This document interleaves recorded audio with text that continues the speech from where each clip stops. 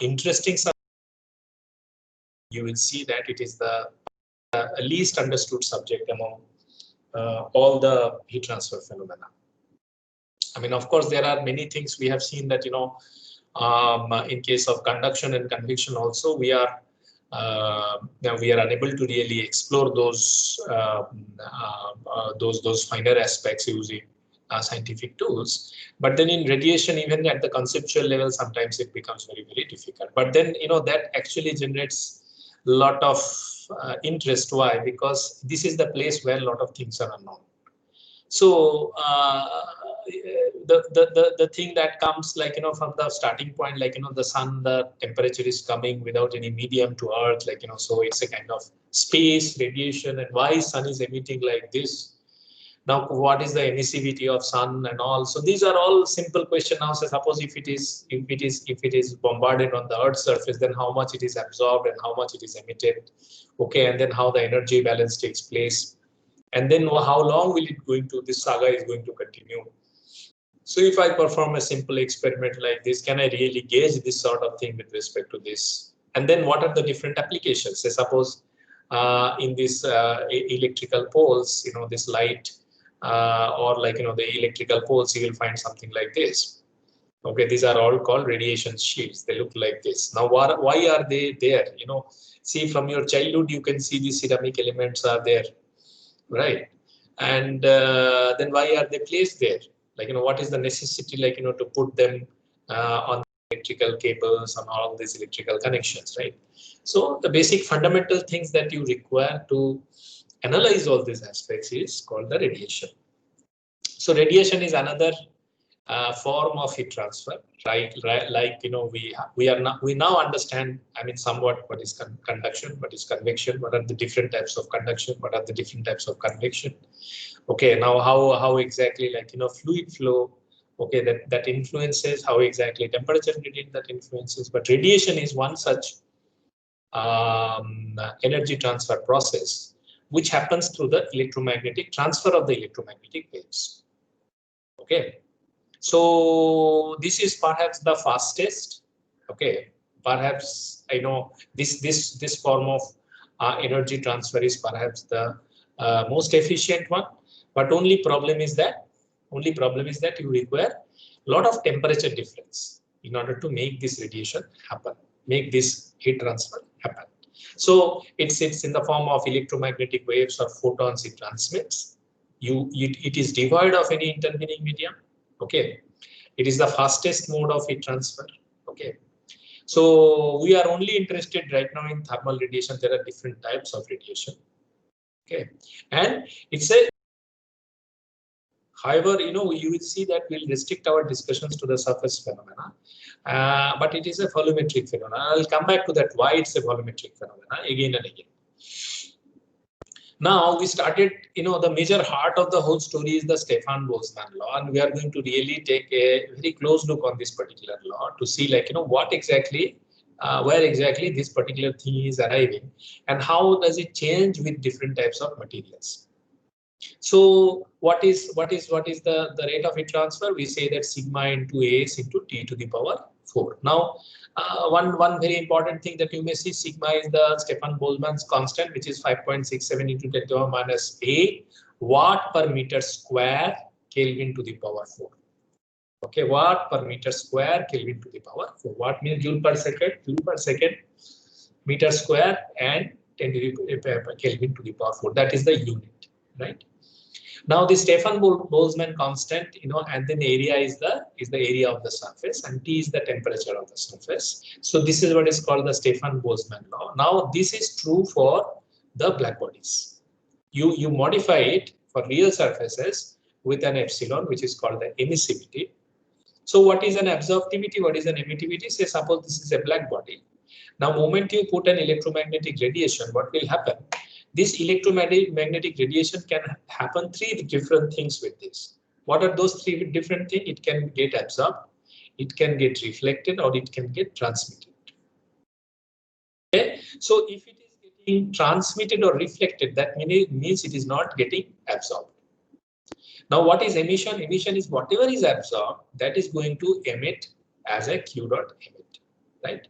So now you may see that, say, a black body is defined as the material where the emissivity is 1. Whatever it absorbs, it emits. And what is the absorptivity? Absorption is associated with the absorptivity. For a black body, it absorbs whatever the thing comes here. So it's a very idealistic type of situation. That says, suppose you have an object like this, and on this object, if you have an incident radiation, now this incident radiation is first will be entirely absorbed and then totally emitted, and that is what is the situation that we call a kind of black body. Now, in case of real surfaces, that is not the situation. So for a black body, this emissivity remains to be 1. And for real surfaces, this emissivity is somewhere in between 0 to 1. So I have given some list, okay, where you can see that how emissivity varies from, say, suppose aluminium foil to kind of black paint to kind of white paint to vegetation and so on and so forth. Right? It's the heart of the whole game. But then you can see that this is a very simple law. This doesn't poses the geometric complications. See, the major problem that we faced during conduction and convection was the geometry, the flow patterns. Okay, the law is very simple. Conduction Fourier law is very simple. But moment it comes to a cylindrical geometry, moment it comes to a cylindrical shell, moment it comes to a laminar or turbulent flow, you may see that the mathematics and the engineering calculations will become more involved. And that's what you need to know as an engineer, that for which situation, and that's what comes with expertise. An engineer is supposed to know all these detailed aspects, like, okay, whether we go for Nusselt number, whether we go for condensation number, whether we go for Stanton number, and then Grice number, whether this effect will be important, that effect will be important. And from there, how we will calculate thermal diffusivity, how we will calculate Reynolds number, how we will calculate Rayleigh number. And from all these aspects, how exactly I'm going to analyze the system. Similarly, for radiation also, I mean, the law looks very simple. But then at the end of the day, this has a huge consequence to different types of geometries, which is the number 1 complication. So it can be spherical, it can be cylindrical, it can be a flat plate, it can be a flat plate with a cylinder, right? Now, say suppose if you see the solar surface and earth surface, so sun is a very huge element. So you have a big sphere, and then there is earth is a small sphere, it's a small sphere. Now both are rotating at a particular velocity. Now you see, moment these parameters you consider, the entire radiation phenomena becomes very, very different. Why? Because now moment they rotate, there is a fluid mechanical motion in between. Somewhere there is space, somewhere there is empty, and somewhere there is air.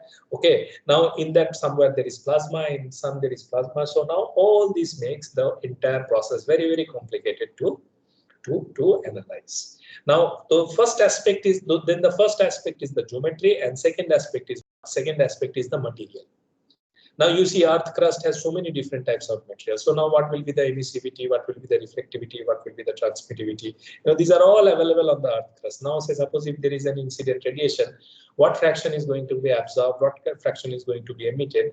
So these becomes a lot difficult questions. So now these become very complex questions, not very difficult, very complex question. Now question is that how bottom up, how defining simplifying rules, then integrating over different geometries, and then bringing in different material parameters, how we are able to analyze them. That's where the game lies, called the engineering associated with the radiation. Okay. We just need to first understand a very simple thing, that any incident electromagnetic radiation is going to be absorbed a part of it. Black body is an idealization. So a part of the incident radiation is going to be absorbed. Okay. And then that part which is absorbed decides, like, say suppose anything can incident on that, only a part is absorbed, and this absorption part only is going to decide how much will be the emission. For a black body, this entire thing is absorbed and entire thing is emitted. Okay. Now the governing law, say suppose if there is a surface, and if it is enclosed by another surface which is a semi-infinite one, and this is the surrounding, and this is the system, and this is the surrounding. Okay, this is the surface on which you want to know the influence of the surrounding. So typically the radiation or radiational heat transfer is defined as epsilon, which is the emissivity, sigma, which is the Stefan-Boltzmann constant, S is the surface area, and then you may see that the difference of the surfaces to the power 4. Okay, so suppose you have 300 degree and 300 Kelvin and 301 Kelvin. If you do an analysis, you will see that 300 to the power 4, 301 to the power 4 minus 300 to the power 4. Okay, since this is to the power 4, if you take the difference between these two, you will find the difference will be very, very small. And that small difference actually of temperature, this particular effect, you know, when you have a driving force which is very small, so suppose 1 degree, 10 degree, 5 degree, 20 degree, you may do a very simple calculation and check that, you know, for say suppose up to 200, 300 degree, this Q rad will not be very, very high. Why? Because magnitude of the Stefan-Boltzmann constant is already 10 to the power minus 8.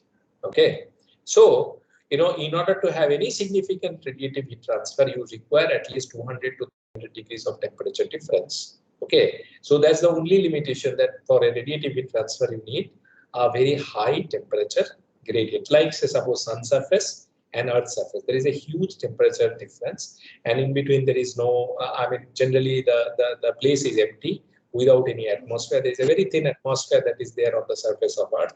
Okay, now that actually helps, you know, the solar radiation to come inside, and then, like, you know, and then incident on Earth, which is the major reason for the life that is there on Earth. Okay. Now, what are the different types of electromagnetic radiations that are possible?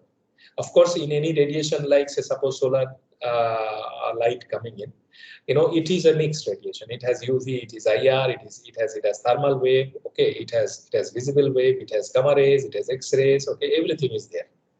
But then, if I really distinguish between them, then, you know, the largest wavelengths are perhaps the radio waves. Then you have the microwaves. Okay, these are the milliwaves. Then you have the microwaves. Okay, then you have infrared radiation. Radio waves are used in which place? Radio waves are used for the data transmission. Microwaves are used for what? Heating, right? You know, infrared microwaves are also used for data, I mean, this radio, television, and all these things. So infrared radiation is used for detection. Say suppose remote, you know, sensing, and then visible light. Then you have only a very small window which is visible to you. This is not visible to you. This is not visible to you. Only a small window of light that is visible to you with your eyes. And then beyond visible, you have ultraviolet, then X-rays, this gamma rays. Okay, so these are the typical wavelengths. You know, as you go from left to right, you will see the wavelength will reduce and the frequency of the energy will increase. So different types of radiation, you know, you can really broadly classify the radiations into ionizing and non-ionizing radiation. This is very, very important. Why? Because non-ionizing radiations are not going to really affect the medium. Okay, so suppose if you are putting a solar light on the earth, right? Typically, like, you know, it doesn't, like, you know, most of the things. Say suppose you always hear this, there is a ozone layer depletion. See, there is a layer of ozone, like, you know, on the top of the atmosphere, Earth atmosphere, and then on that ozone layer, if the electromagnetic radiation coming from sun is irradiated, then what happens? This ozone layer gets depleted. Now, this is a typical ionization process. Why that happens? Because this UV, X-ray, gamma ray, whatever is being emitted from the sun, what happens? You know, it reacts with this ozone in order to convert ozone to oxygen, and that leads to the ozone layer depletion. And in that process, we are protected from these dangerous rays, and that's the reason why the life, you know, blooms on the Earth's surface. So these ionizing radiations, all these ionizing radiations are rather hazardous for life. Okay, and that is to be avoided. Whereas you will find all engineering applications are using this non-ionization radiation. There are engineering applications are there, but then they are hazardous in nature. But then they are very high-end application, and they give different, very different types of information associated with the materials, you know, with the different other processes. But typically, you will see non-ionized radiations like electric wave, microwaves, infrared rays, visible rays, etc. You know, some of the ultraviolet. That's what you use in order to do different types of engineering devices. What are the ionization radiation? Like, say, suppose there are two types. Again, there are two types. You know, particles and electromagnetic. In particle, there are two types: charged and uncharged. Charged means, say electron beam. Okay, say suppose alpha particle beam. Okay, and uncharged is like, meson, neutrino, these beams. Like say suppose this LHC experiment, which is called the Large Hadron Collider. Okay, where like you isolated particle called Higgs boson. Now this is an uncharged particle, massless uncharged particle, right? So those particles are like this particular area is called the particle physics. Okay, and in particle physics you consider the movement of the particles, accumulation of charged, uncharged, massless particles, and their movement and their physics associated with that. Actually, they compose. They gel up together in order to compose different types of materials. Whereas uncharged ionization radiations like X-rays, gamma rays, if what happens, like when they pass through a medium, what happens, say suppose if there is a material, say suppose you have an oxygen gas and you are passing X-rays and gamma rays through that. And the moment they pass through that, what will happen? The energy is so high, they will lead to the emission of the electron from the material. And that emission of the material from the electron from the material will lead to ionization. Say suppose oxygen will become oxygen ion, oxygen radical, and which will make the medium reactive. Whereas if you really see these types of waves, this will not make the medium reactive, but they will just pass through the medium in order to make sure. So the medium will remain transparent and inert in this sort of situation. So there are different utilities of different types of radiation processes. As we progress in the engineering studies, we'll understand slowly. Now, you may see that, from the previous slides itself, you may understand that we are able to really see a very small window. Okay, and what is that window consists of? The window is consisting of a situation where you see from 400 nanometer to 700 nanometer. So this is 450 to about 740. Okay, so these are the lights. 450 corresponds to what? 450 nanometer corresponds to the violet, and 750 corresponds to what? The red. So red to violet is the domain, which is the visible domain. Below red, you have this. Below violet, you have this ultraviolet.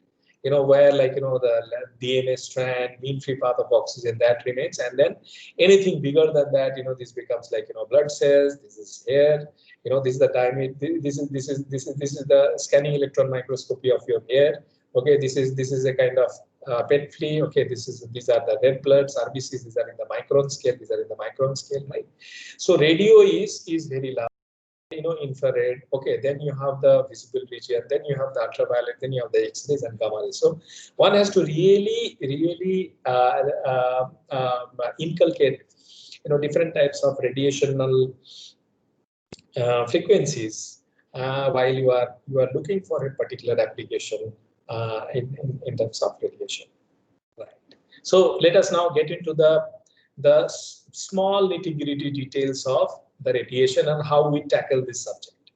So this is based on, and you understand that moment I'm putting up this formula, then we are getting into the domain of the quantum mechanics. Okay, so it's a subject which is heavily dependent on the concept of this quantization of energy. Okay, and you will appreciate that this is not the continuous form, like say suppose when we were doing this conduction equations, right? So we still assume that the mode of heat transfer is a continuous. The thermal, the temperature, the consequences, the equations for temperatures that we are obtaining, we are already considering them to be the continuous function. But here, first assumption is that this particular phenomena follows the formula called D equal to mc square equal to h nu. This is the starting point of quantum mechanics. So energy is radiated in packets, as we have studied for long, and it is quantized, and that each energy change in the energy associated with one state to the other state is always quantized, and they are all discrete functions. They are not continuous functions. And velocity of light, that the wavelength into the frequency. So C equal to lambda into mu. The speed of light is the combination of the lambda into nu, And then we know that E equal to mc square, which is equal to h nu. H is called the Planck's constant, which is 6.625 into 10 to the minus 34 per second. Frequency has a unit of second, so joule second. So E has a unit of joule second. Okay. Now, if I rearrange this, the mass will become h nu by c square. Mass of the energy will become h nu by c square, right? And the momentum. So suppose you will see that C is very low. So suppose you see that C you put to Z near to 0. So you will see immediately. So if this particular formula gives you, like, if a body is slowly, if a body is slowly moving, right? Now, if that body is slowly moving, if the body is very slowly moving, then what happens? Then the mass manifests essentially. If the speed of light is very high, then what happens? Then the mass doesn't manifest. Mass becomes more or less zero, speed of light. So suppose though we can do an experiment that, say, suppose if somebody has started running. Okay, so suppose when I'm stationary, entire mass will be visible. But then, if I keep increasing the speed of the human being into the velocity of light, then what will happen? Then I will be able to really see that the mass will become, say, suppose entire mass will get converted into energy. So that's what exactly is propagated using this formula, right? Now, if mass is that, then the momentum will be m into c. That will be mc is your momentum. So h nu by c will be your momentum. Now comes the real part.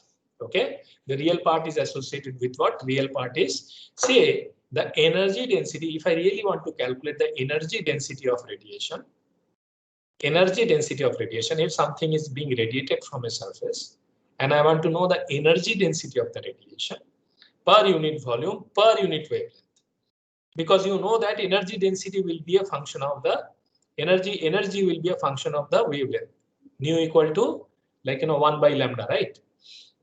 So this also you can write c by lambda, hc by lambda. Lambda is equal to, nu is equal to c by lambda, right? So the frequency is inversely proportional to the lambda. So now the energy density of radiation per unit volume and per unit wavelength will be u lambda equal to u lambda. This is the postulate, that this is the derivation that has been made by Planck. This is called the Planck's equation.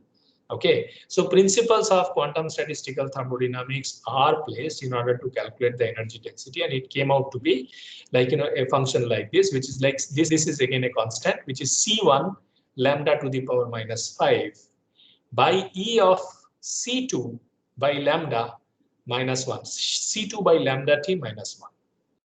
Okay, so it's a simplified. The simplified form is available somewhere at the bottom. I just get that expression for you. Okay, so I just get it back there in that equation, so that this becomes easy to interpret what has been told, right? So now you see that this energy density of radiation per unit volume, what has been said, that there's a constant c1 which is 8 pi hc, okay, divided by lambda to the power 5 into 1 by exponential of c2 by lambda t. This hc by k is c2 by lambda t minus 1. Now, why is that? So you may see that this is a function. This exponential function, if I increase the wavelength, this exponential function is going to decrease. Whereas if I increase the wavelength, so this exponential function is going to increase. So these are two competing factors.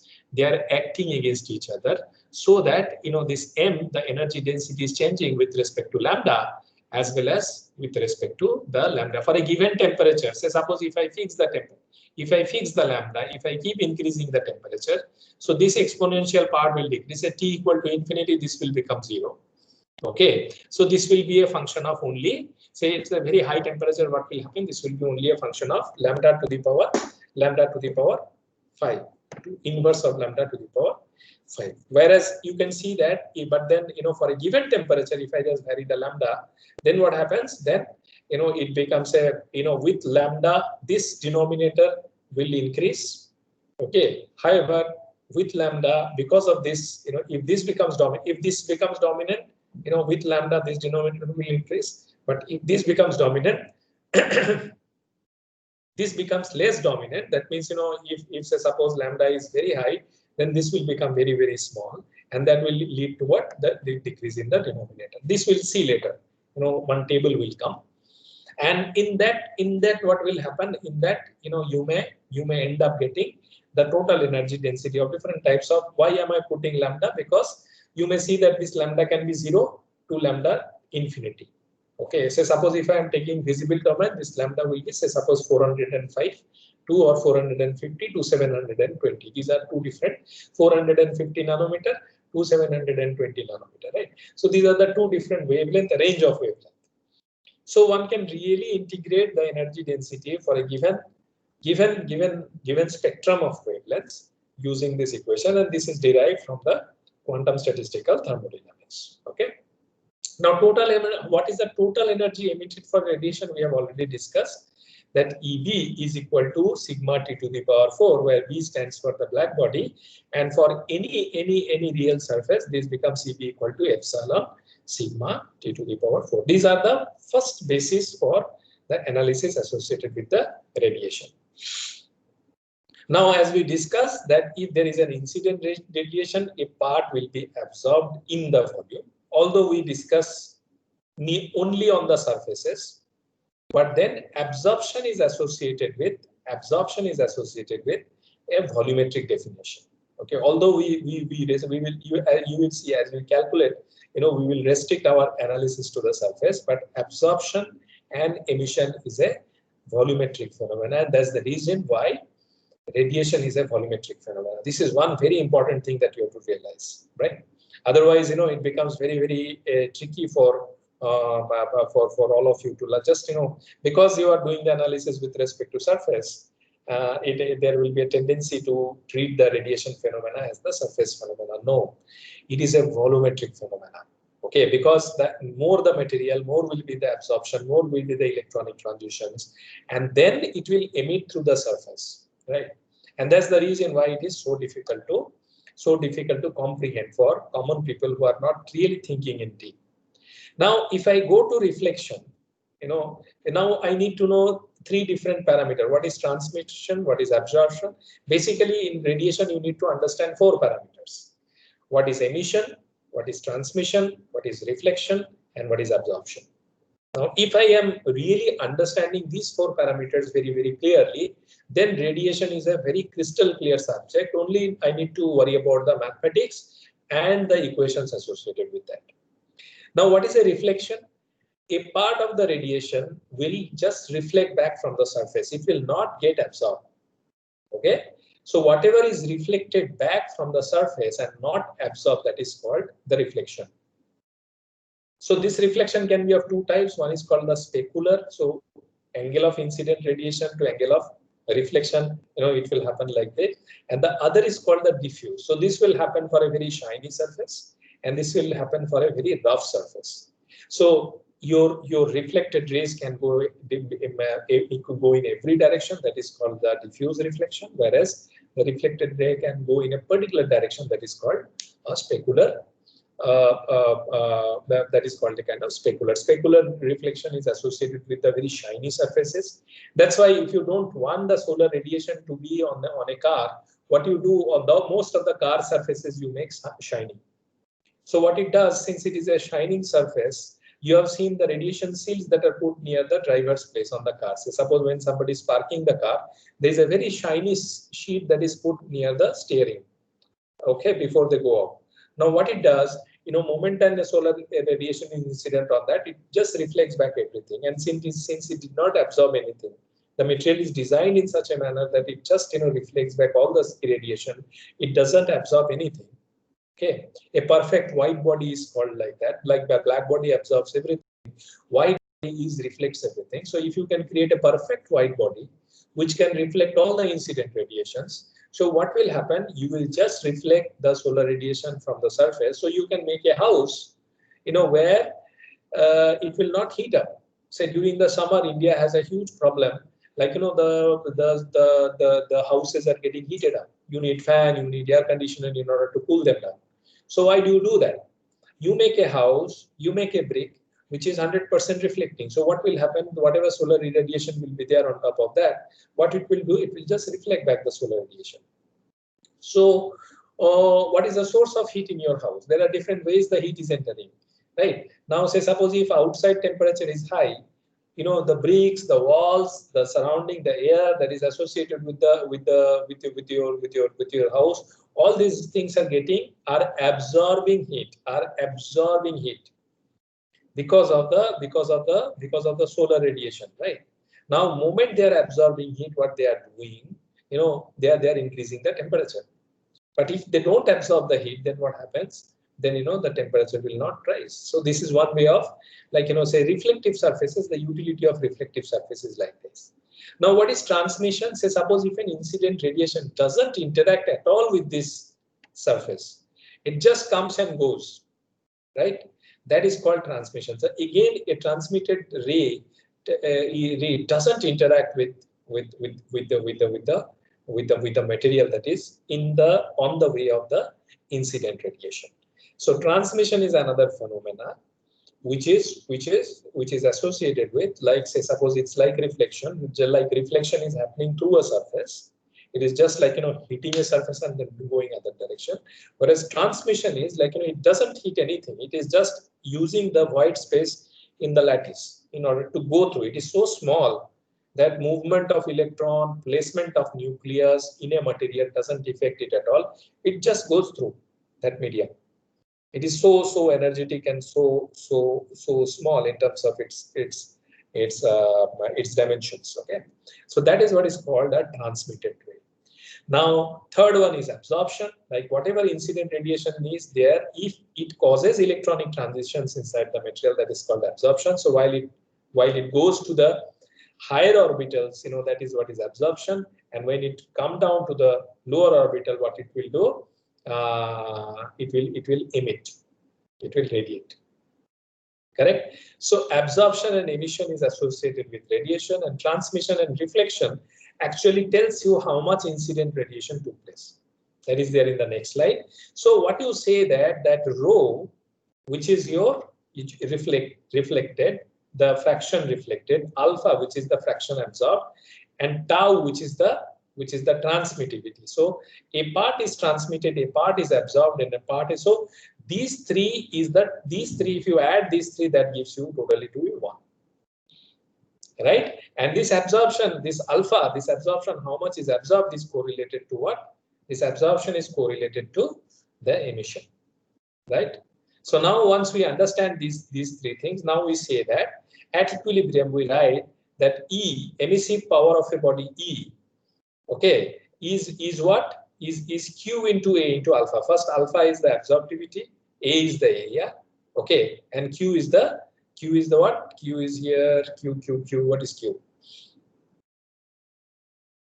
So Q is the heat, okay.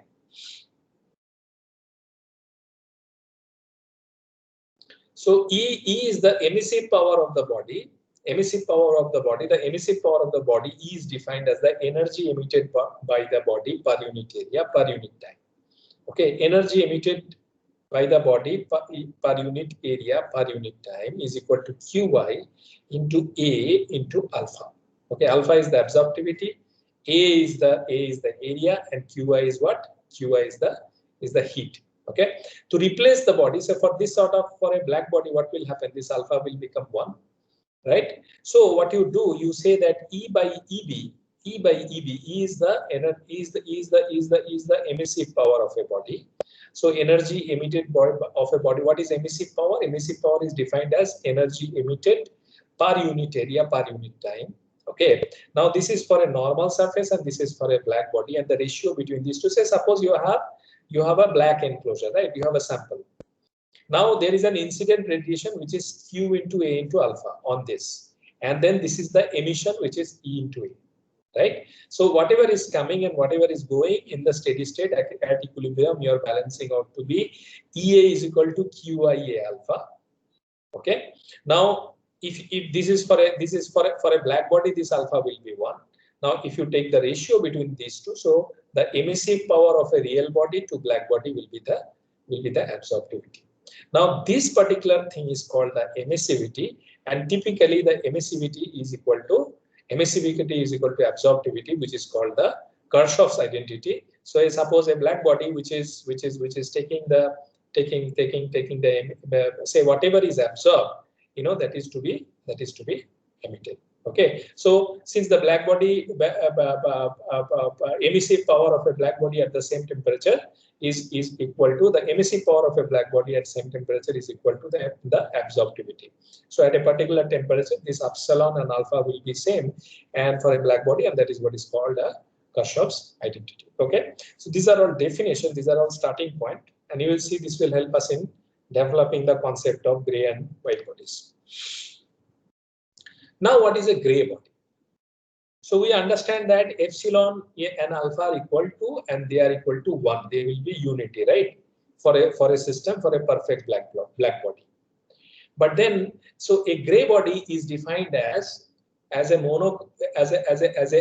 defined as a particular body which has a monochromatic emissivity. It's very, very important to understand. What do you mean by monochromatic emissivity? Say, suppose I define a wavelength of 520 nanometer. What does it mean by 520 nanometer? That means my HOMO and LUMO. HOMO is highest occupied molecular orbital. Say I have chosen a material, okay, which is suppose I have chosen a material called chlorine. Right. Of course, for chlorine it may not be 520 nanometer. I'm just taking an example. So suppose I have chosen a gas oxygen. And after the bonding and all, everything takes place, the final pair of electron is there at highest occupied molecular orbital, which is HOMO. Okay. Now let me just draw it. I mean, it will become very, very clear for you. Okay. Say suppose you have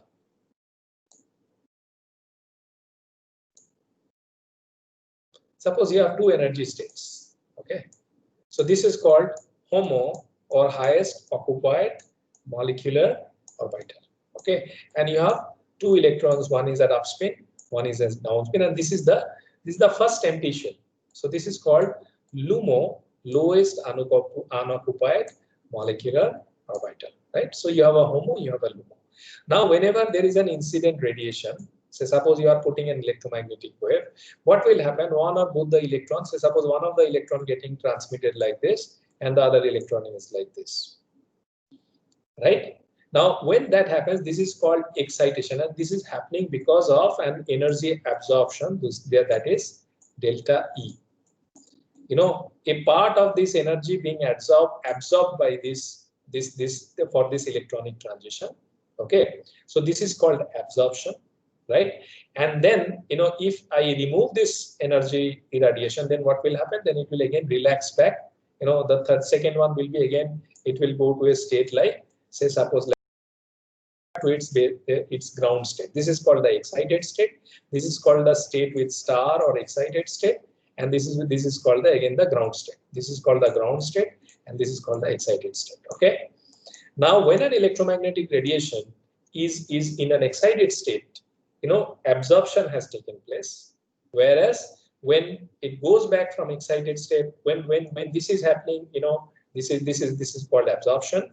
Okay, and when it is going back from here to there, this is called the emission. Okay, and absorptivity is associated with the absorption, and emissivity is associated with the emission of the process, right? So now for a given material, this particular distance is fixed. This delta E is fixed. Now that delta E, this delta E has a specific.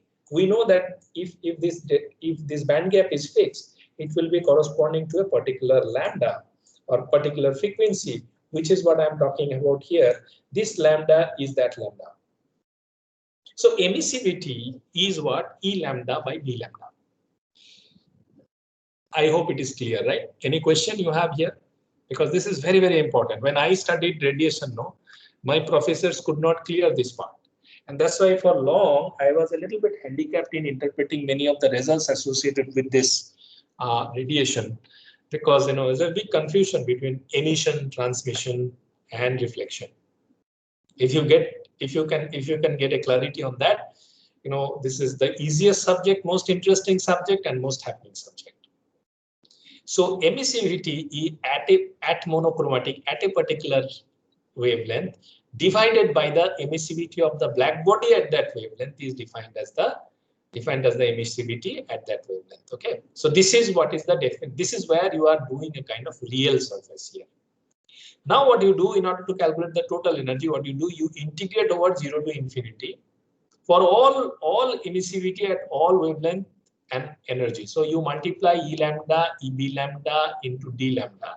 So EB lambda, E lambda into D lambda, E lambda. So basically you are doing integral of E lambda, D lambda. That is nothing but E lambda, EB lambda, D lambda. Okay. Now EB is what? 0 to infinity EB lambda, D lambda, which is sigma to the power 4, you already know. From there you get epsilon equal to E by EB, which comes out to be something like this.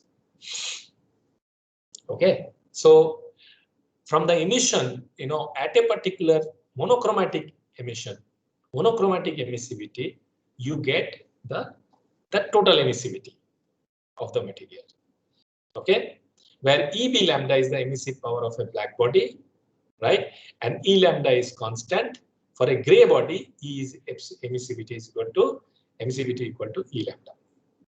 Right? Now, what you can do, Planck again, for his genius thing, what he could do, he could really correlate this equation we were studying there.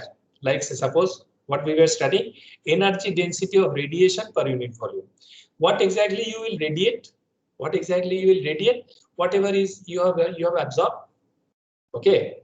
So what is the energy density of radiation? It depends on what is the wavelength that is incident in. And that wavelength has caused what are the electronic transitions that has taken place inside the material that leads to the emission. Right. So from the quantum thermodynamics,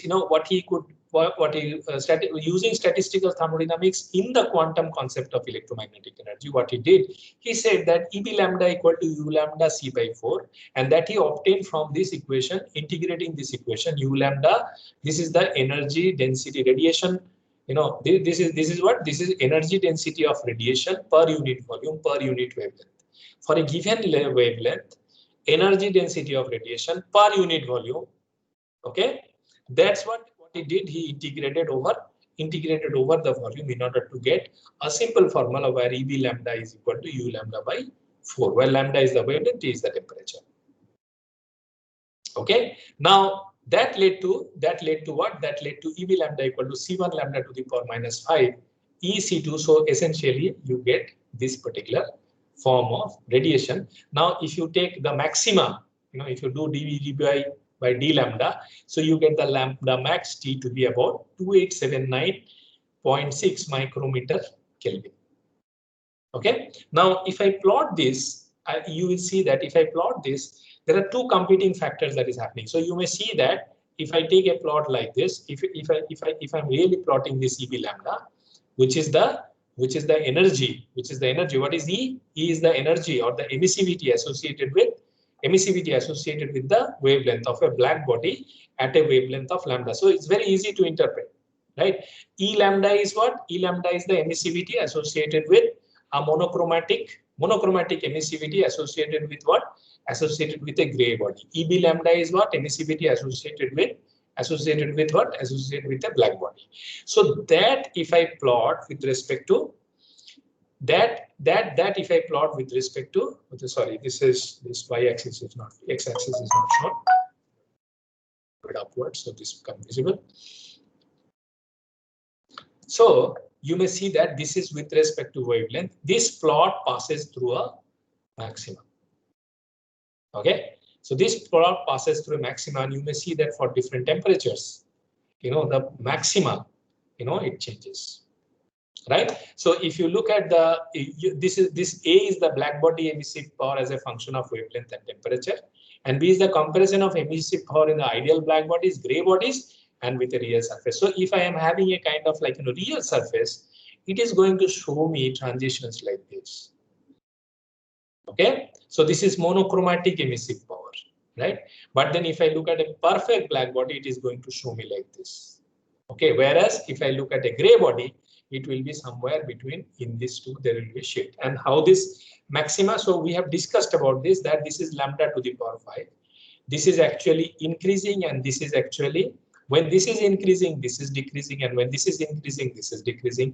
These two are competing in order to make the function something like, basically it is happening, everything is happening at the denominator here. So the power of these two actually deciding how is it going to change. But then you have a lambda max, okay, which is associated with, you can really get dEb lambda divided by d lambda, okay, that you set to 0 to get these points. And this is a very smooth plot that you obtain for a perfect black body. It's a smooth plot you will obtain for a black body with emissivity equal to 0.6. But real surfaces are very much away from this, okay, which is associated with, now you understand why it is happening, because for an incident radiation there are different possibilities of different types of electronic transition. Say the surface will have all unsatisfied bond, it may react in a different way. Bulk will have like satisfied bond, but then penultimate shell, different type of electronic transition can take place, right? Even electron like may eject out of the whole system. So you may see that this is the real graph, but then we are not far away from the real graph if we are really able to interpret between the black body and the gray body. Now, what are the salient features? The shift in the maximum point of radiation curve explain the change in the color of the body as it is heated. So what is happening here? So you see that since the band of wavelength visible in the eye lies between only 0.4 to 0.7 micron, that means 400 to 700 nanometer, only a very small portion of the radiant energy spectrum is detected by your eye. So suppose you take a surface, like suppose I took this surface, right? If I start hitting them. So initially when it will have low temperature, the wavelength is very, very high. Again, that is not visible to me if I just go back to this slide. So when I have started heating up, the wavelength is very large. So it is not visible. Then slowly it comes to the visible domain, I am able to see. And then if I'm heating too much, if the temperature is too high, then it goes to this level, right? So you can see that is reflected here in this slide. Then first, there is no, we don't see anything when I heat up, only temperature, with skin I can sense. Then, slowly, at particular temperature, I may see the dark red color, right? And then after that, we may see the body to be totally white. Why? Because as I am heating up, what is happening? The temperature is temperature of the body is increasing, and most of the electromagnetic radiation. So bright red, then bright yellow, then finally white. So what happens, as it goes towards the higher wavelengths, we slowly lose the spec of the device or spec of the energy, and then that goes to the beyond the visible range. So we only able to see that visible range part, that red, yellow, and green. But then the rest of the part like UV and IR, they are not visible to us. Now, how exactly Stefan-Boltzmann law is applicable in this sort of situation while we are looking for the emissive power? Okay, so what is done then, say suppose if you really want to see that, say this is lambda t, so we could understand that lambda into t is one very important parameter, and the other important parameter is that epsilon b is the emissive power of the black body 0 to lambda t. 0 to lambda t means from 0 wavelength to lambda t.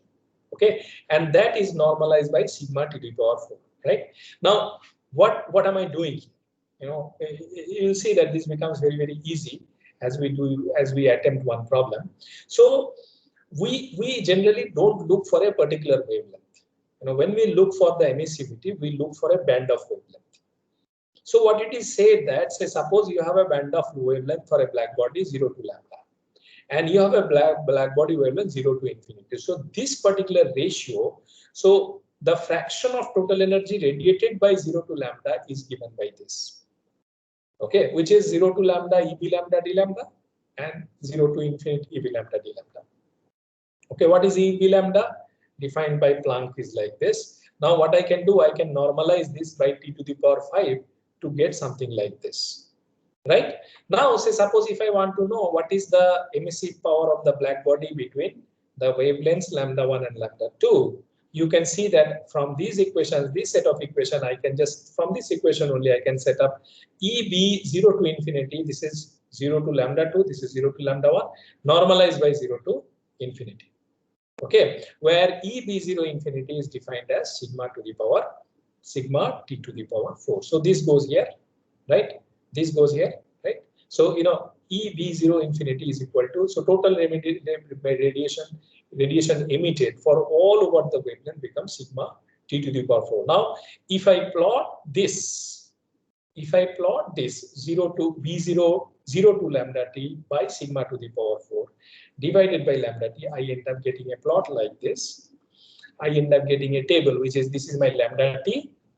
Okay, this is my E b lambda to the power 5, and this is my E b0 to my b0 to lambda t to the power 4. So this is, you can see that these are different numbers. Let me just see the utility of this. Let us do this problem and finish this class.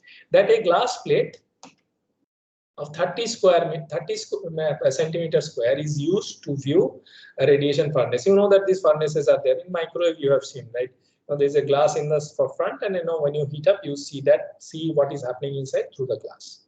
Now what it says that the transmittivity of the glass is 0.5. If the wavelength is from 0.2 to 3.5 micrometer, the transmittivity is 0.5. That means 50% rare transmitting. Whatever radiation that is generated inside the furnace, if the wavelength is from 200 nanometer to 3.5 micron, 50% of the rays are lost. The emissivity may be assumed 0.3 up to 3.5 micron and 0.9 above that. So up to 3.5 micron of radiation, your emissivity is 0.3 and 0.9 above 3.5 micron. And transmittivity of the glass is 0 apart from this length. There is no transmittivity. It is all absorbed. So only for this is transmitted. So assuming that the furnace is a black body at 2000 degrees centigrade, calculate the energy absorbed in the glass and the energy transmitted. So my temperature is what? 2000 degrees centigrade. So what first I will do, I have two lambdas given, 0.2 and 3.5. So for 0.2, I evaluate lambda 1 t, which comes out to be 454, and for 3.5, I get the lambda 2 t, which is my 7955. And for these two, what I try to see, E b 0 to lambda 1, and E b lambda 1 is what? 0.2, and lambda 2 is what? 3.5. I try to evaluate what are these two.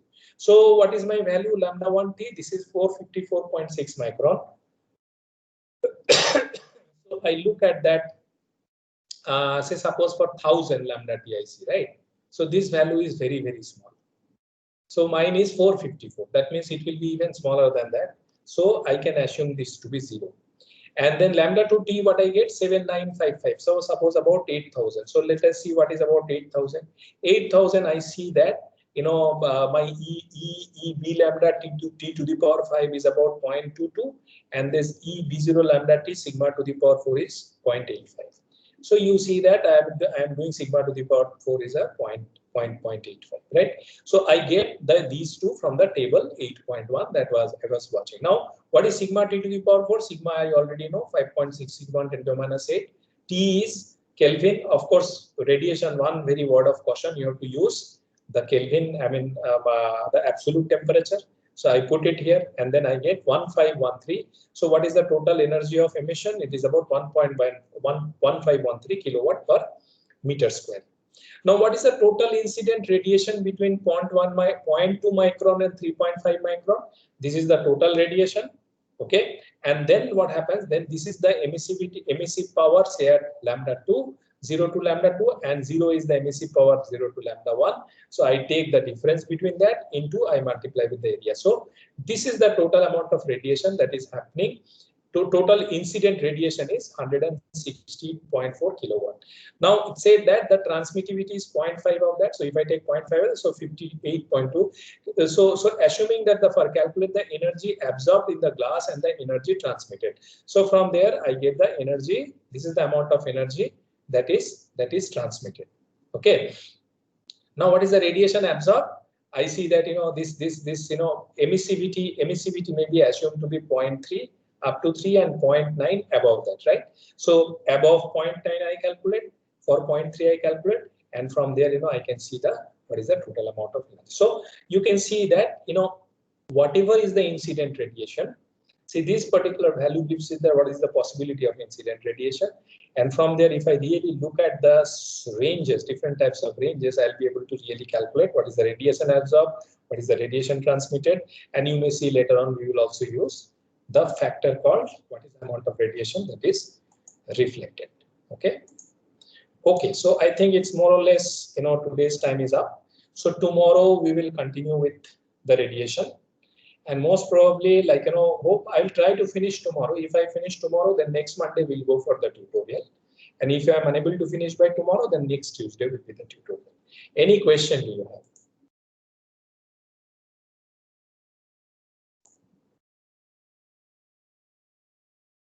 Any question?